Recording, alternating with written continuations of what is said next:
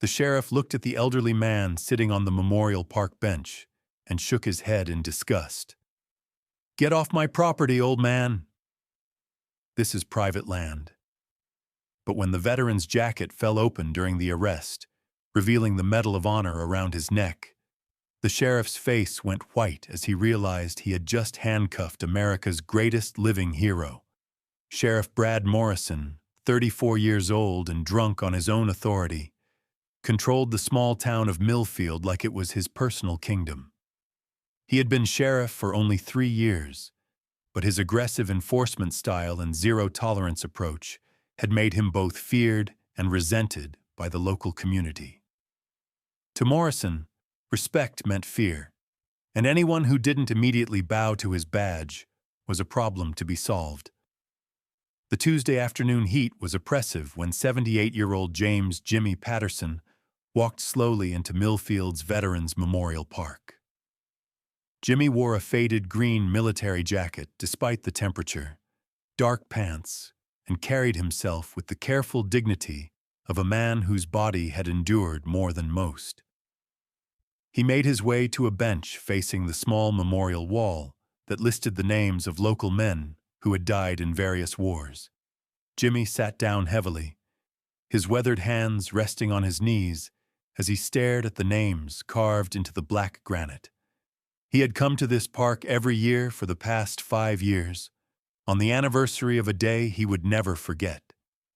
A day when he had done something that would earn him the nation's highest honor, but cost him friends he could never replace. But what he didn't know yet. Sheriff Morrison was driving his patrol car through town when he spotted the figure sitting on the park bench. The sight immediately irritated him. The Veterans Memorial Park was technically on private land that had been donated to the town, and Morrison had been looking for opportunities to flex his authority and show the community who was in charge. Morrison pulled into the park's small parking lot and sat in his car for a moment, watching the elderly man. To the sheriff, Jimmy looked like what he called a problem. Someone who didn't belong, someone who might be up to no good. Morrison got out of his car and approached the bench with the swagger of a man who believed his badge made him untouchable. "Excuse me," Morrison called out, his voice already carrying an edge of authority. "What are you doing here?" Jimmy looked up from the memorial wall with patient, sad eyes. "Just paying my respects, officer." "It's Sheriff Morrison," Morrison corrected sharply. "And this is private property. You need to move along."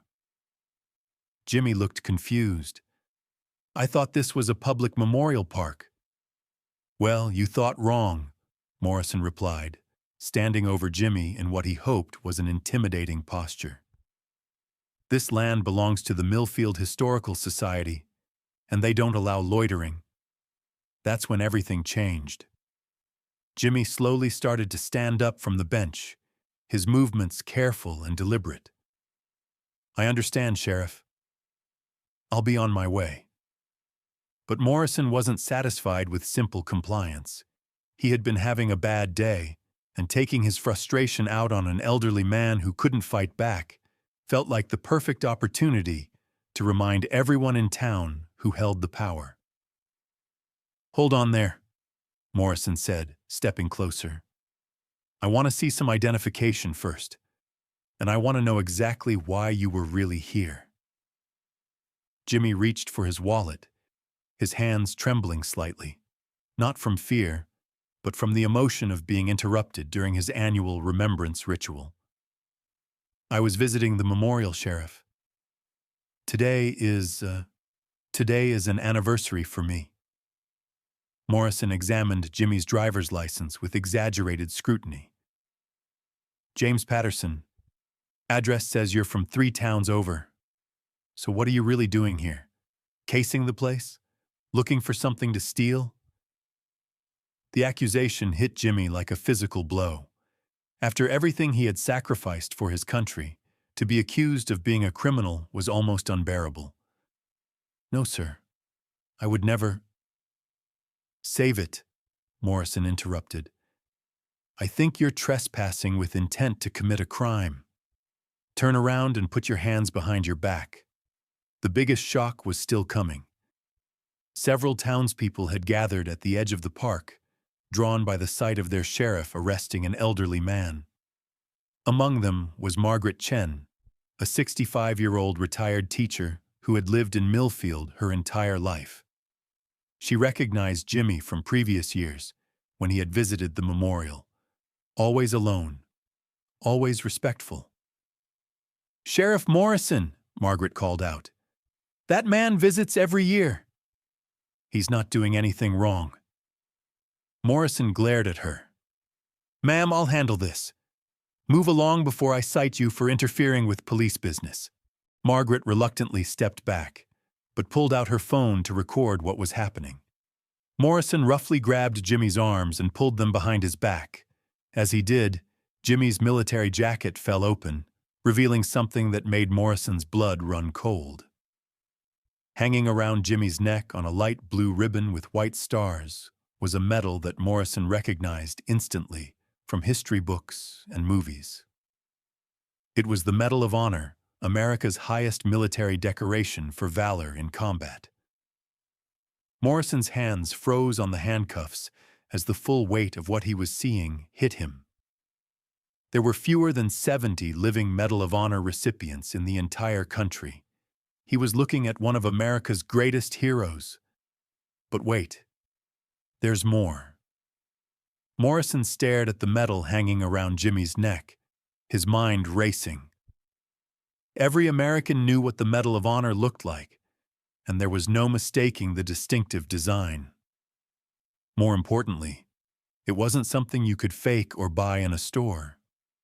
It was awarded personally by the President of the United States to individuals who had shown extraordinary courage in the face of enemy fire. Is that real?" Morrison whispered. His earlier arrogance completely evaporated. Jimmy looked down at the medal with the same sad expression he had worn while looking at the memorial wall. "Yes, sir. It's real." Morrison felt like he was going to be sick.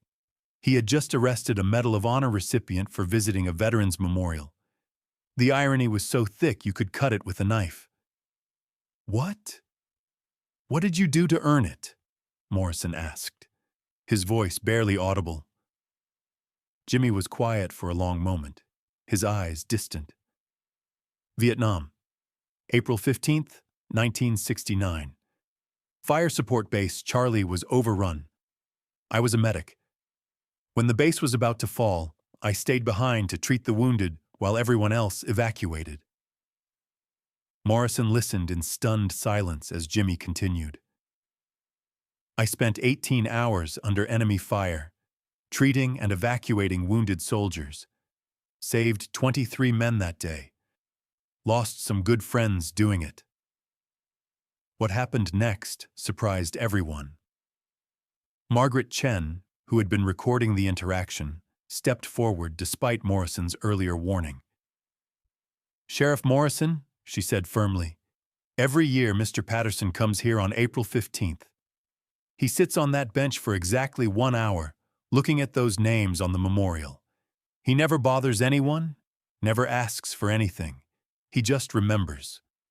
Morrison looked at Margaret, then back at Jimmy, the pieces starting to fall into place. "April 15th, Morrison repeated. "That's today." Jimmy nodded. 55 years ago today. I come here because 3 of the men I couldn't save were from this town. Their names are on that wall." Morrison felt the weight of his mistake crushing down on him. He had interrupted a hero's personal memorial service and arrested him like a common criminal. "Mr. Patterson," Morrison said, his voice shaking as he removed the handcuffs, "I am so sorry. I had no idea." "You didn't ask," Jimmy replied simply, not with anger but with the patience of someone who had endured far worse than an overzealous sheriff. If stories of quiet heroism, sacrifice, and the veterans who carry their burdens with dignity inspire you, make sure to subscribe to our channel. These powerful reminders show us that true heroes often walk among us unrecognized, and their service deserves our respect, not our suspicion. Hit that subscribe button to never miss these incredible stories of American courage. The real surprise was, word of the incident spread through Millfield like wildfire. Within an hour, the small crowd that had gathered in the park had grown to include nearly half the town. But they weren't there to gawk at a spectacle. They were there to pay their respects to a living legend. Among the crowd was Robert Martinez, a Vietnam veteran who had served in the same region as Jimmy, though they had never met. When he heard what was happening, he immediately drove to the park. "Jimmy Patterson," Martinez said, approaching with tears in his eyes. "I heard about Fire Support Base Charlie. What you did that day, it saved my unit too. We were part of the reinforcement that came in after you held the line." The two veterans embraced, both men crying openly as they shared a moment that had been decades in the making. Sheriff Morrison watched this interaction with growing shame and understanding. He was seeing the kind of brotherhood and respect that he had never experienced. The bond between men who had faced death together and emerged, changed forever. Mayor Linda Foster arrived on the scene, having been called by several concerned citizens. When she saw Jimmy Patterson sitting on the bench with his Medal of Honor visible, she immediately understood the gravity of the situation. "Sheriff Morrison," she said quietly, "we need to talk." That's when the phone rang. Morrison's radio crackled with an urgent message from his dispatcher. "Sheriff Morrison, I have the governor's office on the line. They want to speak with you immediately about an incident involving a Medal of Honor recipient." Morrison felt his career flash before his eyes. Somehow, word of his arrest had already reached the state level. "Put them through," he replied, his voice barely a whisper. The governor's aide was brief and to the point. "Sheriff Morrison, we understand you arrested James Patterson, Medal of Honor recipient, for trespassing at a veterans memorial. Is this correct?" "Yes, sir, but—" "Sheriff, the governor wants to personally apologize to Mr. Patterson for this incident. He'll be arriving by helicopter within the hour." Morrison hung up the radio and looked at Jimmy, who was still sitting quietly on the bench, surrounded by respectful townspeople who were finally learning about the hero who had been visiting their community for years. Everyone learned the truth, but the real shock. The governor's helicopter landing in the small town park drew even more attention. Governor Patricia Hansen stepped out in full formal attire, flanked by state officials and media representatives who had been hastily assembled for what was being called an emergency honor ceremony. Governor Hansen walked directly to Jimmy Patterson, who stood up slowly as she approached. "Mr. Patterson," she said, her voice carrying across the suddenly quiet park. "On behalf of the state and all its citizens, I want to personally apologize for the treatment you received today. What happened here is unacceptable and does not represent our values." Jimmy looked uncomfortable with all the attention. "Governor, that's very kind, but not necessary. Sheriff Morrison was just doing his job as he understood it." "Mr. Patterson," Governor Hansen continued, "would you allow me to hear the story of your Medal of Honor? I think everyone here should understand what real heroism looks like." Jimmy reluctantly agreed, and for the next 20 minutes, he told the assembled crowd about that terrible day in Vietnam when he had single-handedly held Fire Support Base Charlie together while under constant enemy fire. He spoke about carrying wounded soldiers to safety through mortar fire, about performing emergency surgery with bullets flying overhead, about making the decision to stay behind when everyone else evacuated because there were still wounded men who couldn't be moved. By the time he finished, there wasn't a dry eye in the crowd. But the most important moment came when Sheriff Morrison stepped forward. "Mr. Patterson," Morrison said, his voice breaking with emotion, "I want to publicly apologize to you and to this community. What I did today was wrong on every level. I let my ego and my need for authority blind me to the kind of man you are."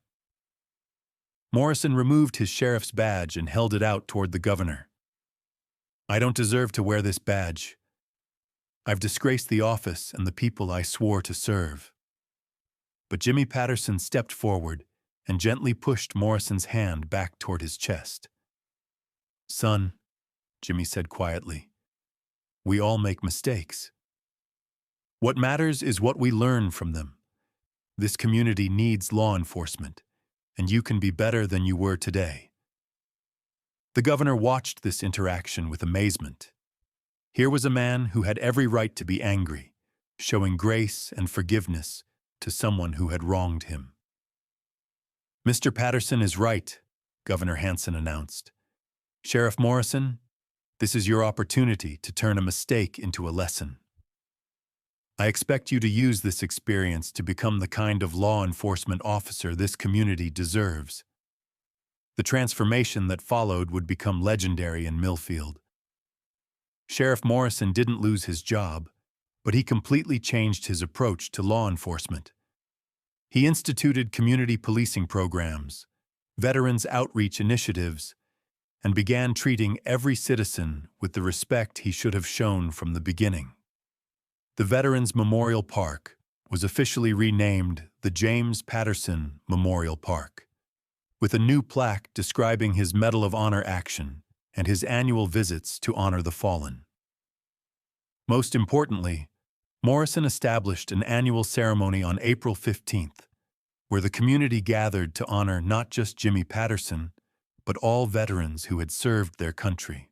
Jimmy continued his annual visits, but now he wasn't alone. Each year, more veterans joined him on the bench, sharing stories and supporting each other through the invisible wounds that never fully heal. The bench where Jimmy had been arrested became a place of healing and remembrance, where law enforcement officers and veterans worked together to build the kind of community that honored service while protecting everyone's dignity. Sheriff Morrison kept a photo on his desk of Jimmy Patterson wearing his Medal of Honor, serving as a daily reminder that true authority comes not from a badge or a uniform, but from treating every person with the respect and dignity they deserve. The small town of Millfield learned that heroes don't always announce themselves, and that sometimes the most extraordinary people are sitting quietly on park benches, carrying their burdens with dignity and grace. And Sheriff Morrison learned the most important lesson of his career, that real strength comes not from the power to arrest, but from the wisdom to recognize when you're standing in the presence of greatness. The medal that had revealed Jimmy's true identity became a symbol throughout the community of hidden heroism, earned respect, and the importance of looking beyond surface appearances to see the person underneath. Sometimes it takes nearly arresting a hero to learn what heroism really means. And sometimes the most important badge you can wear is humility.